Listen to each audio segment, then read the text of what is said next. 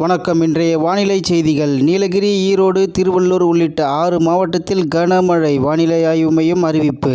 செய்தியை முழுமையாக கேட்கறதுக்கு முன்னாடி நம்ம சேனலை சப்ஸ்கிரைப் பண்ணலாம். சப்ஸ்கிரைப் பண்ணிக்கோங்க. மறக்காம பெல் பட்டனை கிளிக் பண்ணிக்கோங்க. அப்பதான் நம்மளுடைய அப்டேட்டட் நியூஸ் உங்களுக்கு உடனுக்குடன் வந்து சேரும். நீலகிரி, ஈரோடு, திருவள்ளூர் உள்ளிட்ட 6 மாவட்டத்தில் கனமழை பெய்யும் என சென்னை வானிலை ஆய்வு மையம் தெரிவித்துள்ளது. இதுகுறித்து சென்னை வானிலை ஆய்வு மையம் வெளியிட்ட செய்தி குறிப்பில், அந்தமான் கடல் மற்றும் தென்கிழக்கு வங்கக்கடல் பகுதியில் நிலை கொண்டிருந்த ஆழ்ந்த காற்றழுத்த தாழ்வு பகுதி மேற்கு வடமேற்கு திசையில் நகர்ந்து காற்றழுத்த தாழ்வு மண்டலமாக வலுப்பெற்றது. வங்கக்கடல் பகுதியில் மேற்கு முதல் வடமேற்கு திசையில் 110 கிலோமீட்டர் தொலைவிலும், சாகர் தீவுக்கு தெற்கு தென்கிழக்கு திசையில் 1460 கிலோமீட்டர் தொலைவிலும் நிலை கொண்டுள்ளது. இது வடமேற்கு திசையில் நகர்ந்து மத்திய கிழக்கு மற்றும் அதனை ஒட்டிய தென்கிழக்கு வங்கக்கடல் பகுதியில் இன்று காலை ஆழ்ந்த காற்றழுத்த தாழ்வு மண்டலமாக வலுப்பெற்றது. நாளை வடக்கு முதல் வடகிழக்கு திசையில் நகர்ந்து மத்திய கிழக்கு வங்கக்கடல் பகுதியில் புயலாக வலுப்பெறக்கூடும். வரும் 25ஆம் தேதி வடக்கு முதல் வடகிழக்கு திசையில் நகர்ந்து அதிகாலை வங்கதேச கடற்கரையில் டிங்கோனா தீவு சந்திப்பின் இடையில் கரையை கடக்கும். இதன் காரணமாக இன்று தமிழ்நாடு, புதுச்சேரி மற்றும் காரைக்கால் பகுதிகளில் அநேக இடங்களில் இடி மின்னலுடன் கூடிய லேசானது முதல் மிதமான மழை பெய்யக்கூடும். நீலகிரி, ஈரோடு, திருவள்ளூர், ராணிப்பேட்டை, காஞ்சிபுரம் மற்றும் செங்கல்பட்டு மாவட்டங்களில் ஓரிரு இடங்களில் கனமழை பெய்ய வாய்ப்புள்ளது என்று சென்னை வானிலை ஆய்வு மையம் தகவல் தெரிவித்துள்ளது. இத்துடன் இன்றைய வானிலை செய்திகள் நிறைவு பெறுகிறது. நன்றி, வணக்கம்.